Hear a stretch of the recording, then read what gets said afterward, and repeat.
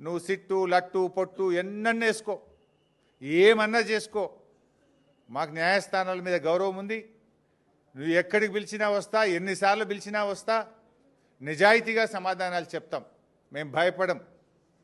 చట్టం మీద మాకు గౌరవం ఉంది. నీ చిల్లర రాజకీయాల మీదనే మాకు అసహ్యం ఉంది. వెగటు పుడతా ఉంది ప్రజలకు. నీ భాష, నీ మాటలు వింటా ఉంటే రోత పుడతా ఉంది ఇలా రాష్ట్ర ప్రజలకు. రేవంత్ రెడ్డి గారు చూసుకో, అసలు ఇడిచిపెట్టం, నేను ఇంకా గట్టి కొట్లాడతాం.